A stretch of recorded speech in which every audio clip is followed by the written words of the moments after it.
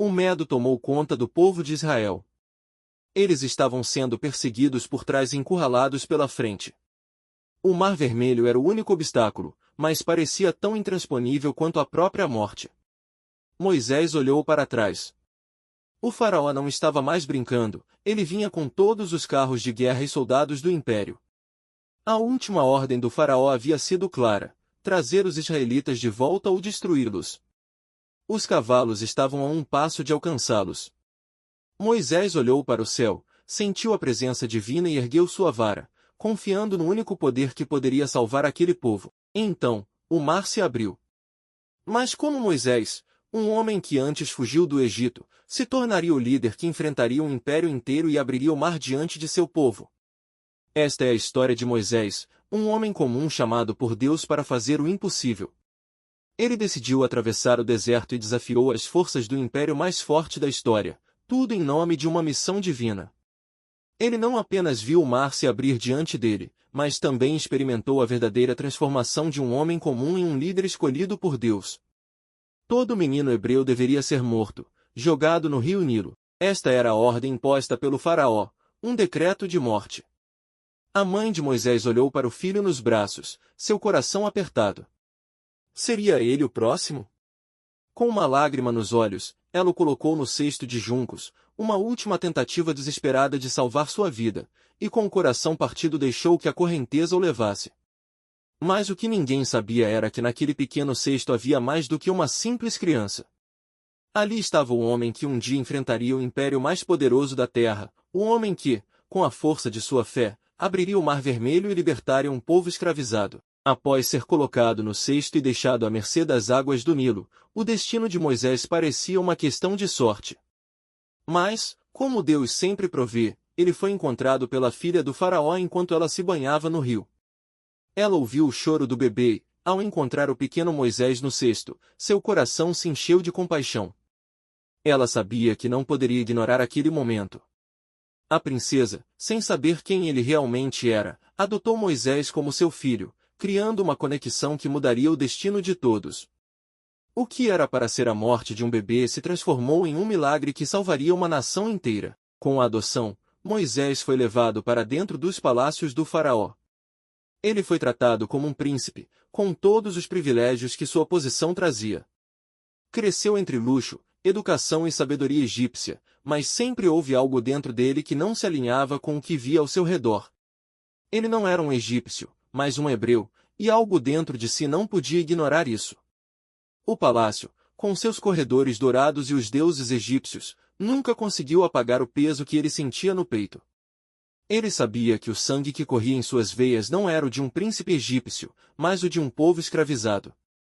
Ele assistia ao povo hebreu trabalhando no campo, seus corpos suados, suas mãos calejadas, e uma sensação de desconforto invadia sua alma. Como um príncipe poderia se associar a isso? Como ele poderia viver em um mundo que destruía o povo de sua própria mãe, enquanto o faraó, sentado em seu trono, vivia confortavelmente em seu palácio?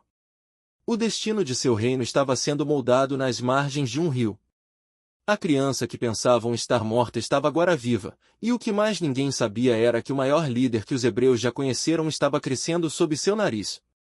Agora, olhe bem para Moisés. Imagine o pequeno menino no palácio, com os olhos curiosos, mas marcado pela dúvida.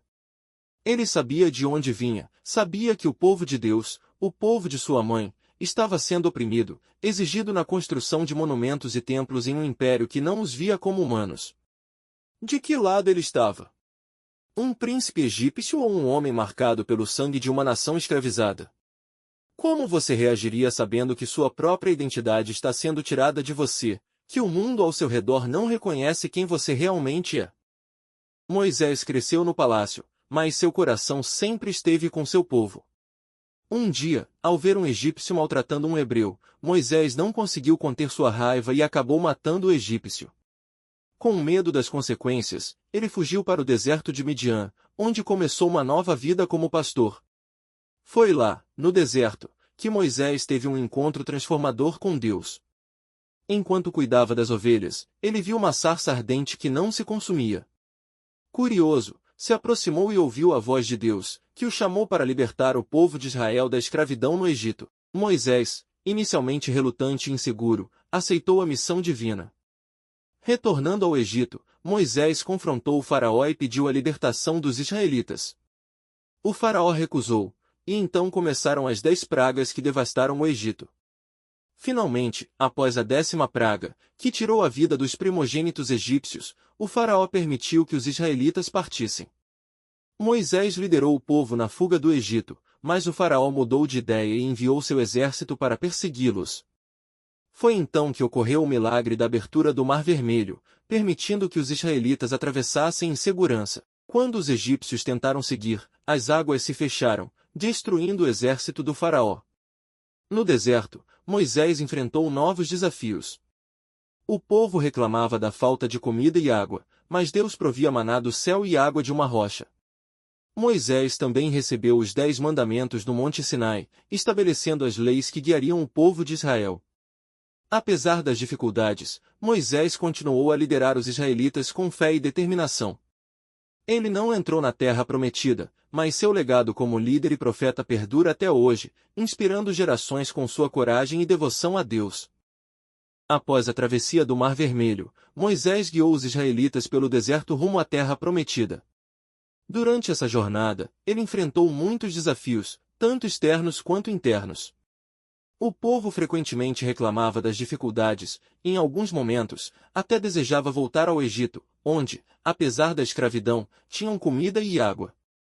Para manter a fé e a ordem entre os israelitas, Moisés subiu ao Monte Sinai, onde Deus lhe entregou os 10 mandamentos, leis fundamentais que deveriam guiar a vida do povo. Esses mandamentos foram escritos em tábuas de pedra e se tornaram a base da moral e da ética judaico-cristã. No entanto, enquanto Moisés estava no monte, o povo, impaciente, construiu um bezerro de ouro para adorar, desobedecendo diretamente às ordens de Deus. Ao descer e ver a idolatria, Moisés quebrou as tábuas em sua raiva, mas depois intercedeu junto a Deus para perdoar o povo. Ele subiu novamente ao monte e recebeu um novo conjunto de tábuas.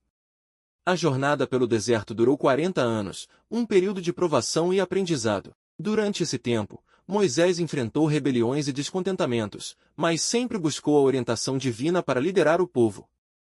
Ele também organizou a construção do tabernáculo, um santuário móvel onde Deus poderia habitar entre os israelitas.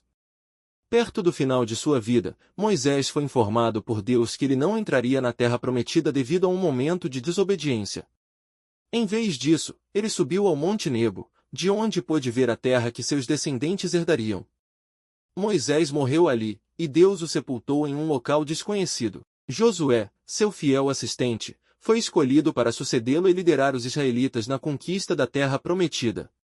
A liderança de Moisés, marcada por sua fé, coragem e dedicação, deixou um legado duradouro que continuaria a inspirar seu povo por gerações. Ponto após a morte de Moisés, Josué assumiu a liderança dos israelitas. Ele era um líder corajoso e fiel, escolhido por Deus para guiar o povo na conquista da terra prometida. Sob a liderança de Josué, os israelitas atravessaram o rio Jordão de maneira milagrosa, semelhante à travessia do Mar Vermelho. As águas do rio se abriram, permitindo que o povo passasse em terra seca. A primeira grande batalha de Josué foi contra a cidade de Jericó. Deus instruiu Josué a marchar ao redor da cidade com os sacerdotes e o povo durante 7 dias. No 7º dia, após a 7ª volta, os sacerdotes tocaram as trombetas e o povo gritou em alta voz. As muralhas de Jericó desabaram, e os israelitas conquistaram a cidade. Josué continuou a liderar o povo em várias batalhas, conquistando muitas cidades e territórios na terra prometida. Ele sempre buscava a orientação de Deus e seguia seus comandos, garantindo o sucesso das campanhas militares. Com o tempo, os israelitas estabeleceram-se na terra, dividindo-a entre as 12 tribos de Israel. Antes de sua morte, Josué reuniu o povo e renovou a aliança com Deus. Ele lembrou os israelitas de todas as maravilhas que Deus havia realizado por eles e os exortou a permanecerem fiéis aos mandamentos divinos. Josué morreu com a satisfação de ter cumprido sua missão, deixando um legado de fé e obediência. Com o passar dos anos, os israelitas enfrentaram novos desafios e períodos de desobediência. Deus levantou juízes para liderar e salvar o povo em tempos de crise. Entre esses juízes estavam Débora, Gideão e Sansão, cada um com suas próprias histórias de coragem e fé. A história de Moisés e Josué é um testemunho do poder da fé e da liderança divina. Eles mostraram que, com a ajuda de Deus, é possível superar os maiores obstáculos e alcançar grandes feitos. A jornada dos israelitas, desde a escravidão no Egito até a conquista da Terra Prometida, continua a inspirar gerações com lições de perseverança, obediência e confiança em Deus.